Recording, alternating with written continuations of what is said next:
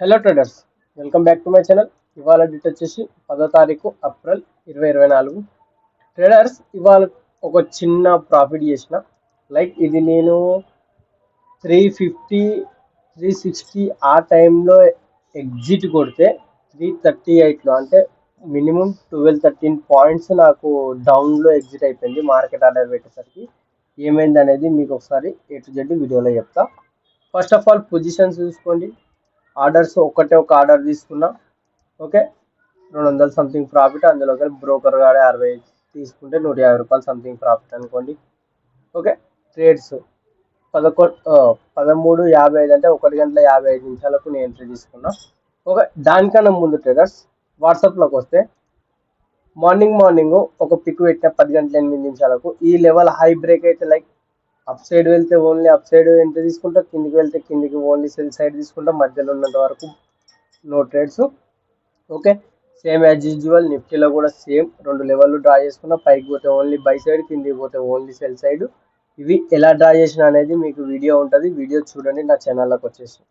Okay, దాని తర్వాత traders simple by and dip planning. Traders opportunity బాగానే ఉంది, బట్ వర్క్ ఉంది అని పెట్టిన. దాని తర్వాత ఏమైంది అనేది మీకు చూపిస్తా. First of all traders,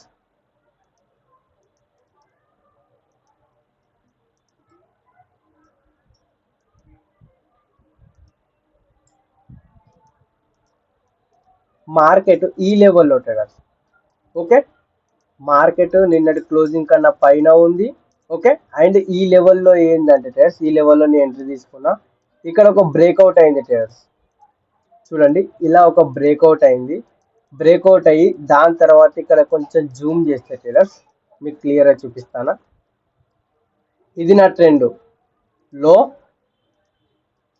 high, higher low higher high, up trend form అయింది.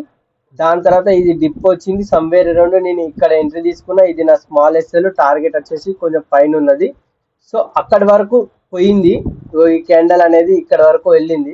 ఓకే, ఈ క్యాండల్ రన్నింగ్ ఉన్నప్పుడే ఫాస్ట్ గా డౌన్ చూపిస్తానే నేను ఇక్కడ ఎగ్జిట్ అయిపోయినా. ఎగ్జిట్ కొట్టేసరికి నాకు సమ్వేర్ అరౌండ్ ఇక్కడ ఈ ప్రైస్ దగ్గర ఎగ్జిట్ అయిపోయింది.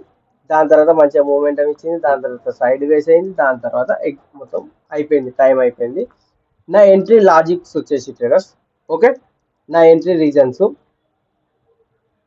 బాటమ్ టు టాప్ ఫిబొనాచి పెడతాయి ట్రేడర్స్.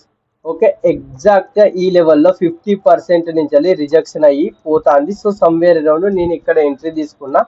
అండ్ దాంతోపాటు ఇలా ఒక బ్రేక్అవుట్ కూడా ప్రాబబిలిటీ ఉన్నది. బ్రేక్అవుట్ కాకముందే రిస్క్ తీసుకొని ఎంట్రీ తీసుకున్నా. ఓకే, అండ్ దాంతోపాటు మీరు కొంచెం గమనిస్తే ట్రేడర్స్, ఓకే, ఈ లెవెల్లో ఎంట్రీ తీసుకున్నా. ఇది లెఫ్ట్, ఇది హెడ్, ఇది రైట్ షోల్డర్ ట్రేడర్స్. ప్రాపర్ లెవెల్లోనే నేను ఎంట్రీ తీసుకున్నా. ఓకే, దాని తర్వాత మార్కెట్ నేను అనుకున్న వైపే మూవ్ కూడా అయింది. కానీ నేను ఈ మొత్తం మూవ్ క్యాప్చర్ చేయలేకపోయాను. నేను ఇక్కడ వరకు రాగానే ఎగ్జిట్ కొట్టేస్తే ఇక్కడ నా టార్గెట్ వచ్చింది, లెవెల్ ఉంది. ఎగ్జిట్ కొడితే ఈడ ఎగ్జిట్ అయిపోయింది. దాని తర్వాత మార్కెట్ ఫాస్ట్గా మళ్ళీ నా వైపు పోయింది. Okay, simple.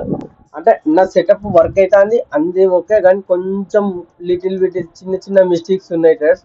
ఆ మిస్టేక్స్ వల్ల స్టిల్ ప్రాఫిట్ ఎక్కువ తీయలేకపోతాను మార్కెట్ నుంచి. ఇవన్నీ నేర్చుకొని మీకు చెప్తానా. ఓకే, నాకు నేను ఇవన్నీ మళ్ళీ ఒకసారి రివిజన్ చేసుకొని మళ్ళీ థర్స్డే నుంచి మళ్ళీ ఫ్రెష్ స్టార్ట్ చేద్దాం ట్రేడర్స్. వీడియో నచ్చితే లైక్, షేర్, సబ్స్క్రైబ్ చేసుకోండి.